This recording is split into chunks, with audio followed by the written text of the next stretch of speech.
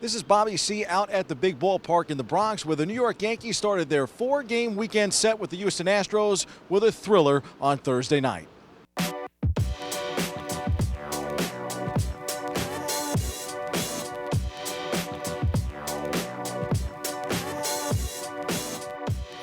Former Cy Young winner Dallas Keuchel on the mound for Houston. He was superb, backed by a 2-run home run in the first by Carlos Correa. That's a very talented ball club over there. They're one of the best records in the league for a reason. So they've added some youth as well, kind of infused with some of the more veteran guys. And I mean, it was a fun ball game tonight.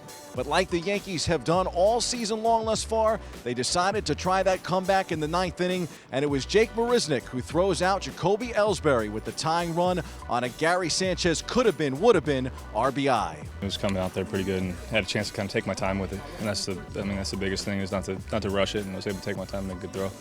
I mean, I felt good about it, and I kind of started celebrating a little early, and then I stopped and watched what was happening.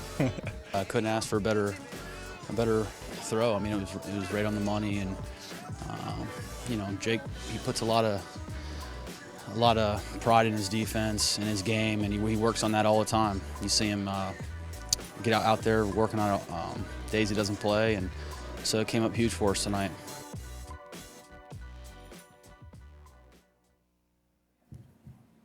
Tough loss for the Yanks, but oh, what a game Thursday night in the Bronx. The Pinstripers are a half game back of Baltimore now for first place in the American League East. The Yankees will continue their homestand this weekend against the Astros, culminating Sunday night with the retirement of Derek Jeter's number 2. According to TickPick, which analyzes ticket prices, tickets for Sunday's game have an average of $227, 3 times more expensive than the next most recent popular jersey retirement of Bernie Williams in 2015. Although the Bronx Bombers dropped the opener, the team has really played well of late. That included a 3-game sweep of the reigning champion Cubs last weekend in Chicago and a split with the strong Reds team in Cincinnati earlier this week. Across town, the Mets look like the MASH unit, but are somehow staying afloat and playing .500 baseball. Closer Jeurys Familia has an arterial clot in his right shoulder and might need to undergo surgery, the team announced Thursday. Very sad news there. This news also comes in the same week that the Mets were dealing with off-field issues for starter Matt Harvey. Harvey was suspended by the Mets for going MIA. He met the media earlier in the week and apologized, something he also said with his team. Harvey has admitted to some girl troubles. Model Adriana Lima, whom Harvey was dating, was spotted out with her ex, New England Patriots star Julian Edelman. As for on the diamond, Familia blew the save Wednesday afternoon in the series finale with San Francisco. Nonetheless, the Mets took 2 of 3. They had the off day Thursday and will now open a road series in Milwaukee tonight.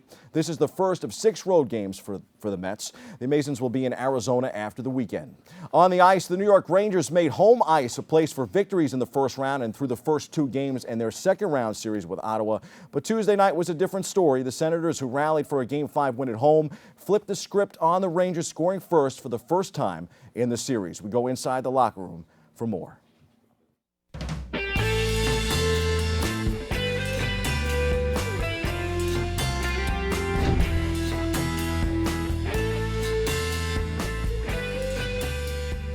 It's not the way that we obviously wanted to start, and throughout this series we had started every game, fairly well. The 4 games that we've lost in this series, it's as simple as them making one more play defensively or one more play offensively. I thought our first period was really solid, especially against a team like New York here in their building.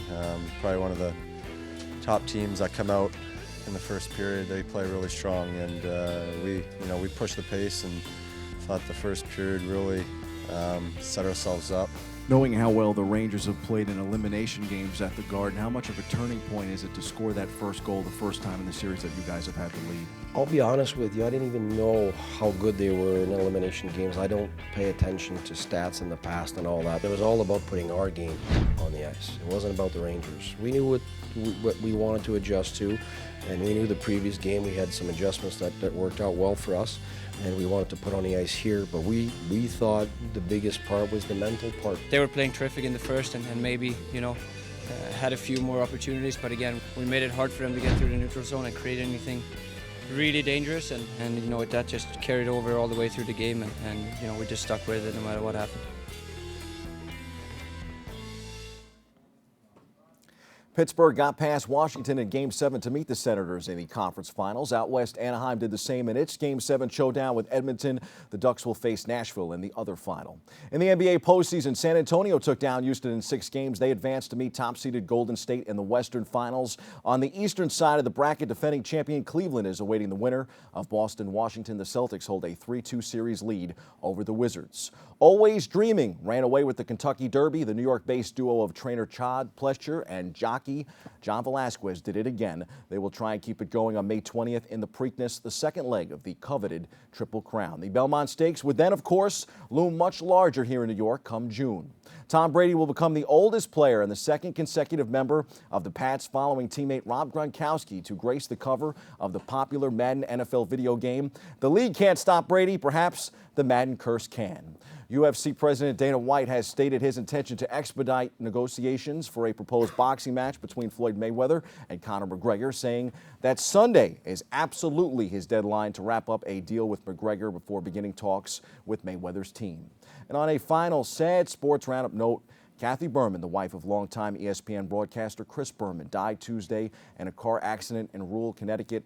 Kathy Berman was killed in a 2-car crash near Woodbury, Connecticut. A teacher, she was married to Chris for more than 33 years and had 2 children, Meredith and Douglas. She was 67. Our condolences go out to the Berman family. Those are the headlines. We hit the C-list for a mother's gift on Mother's Day.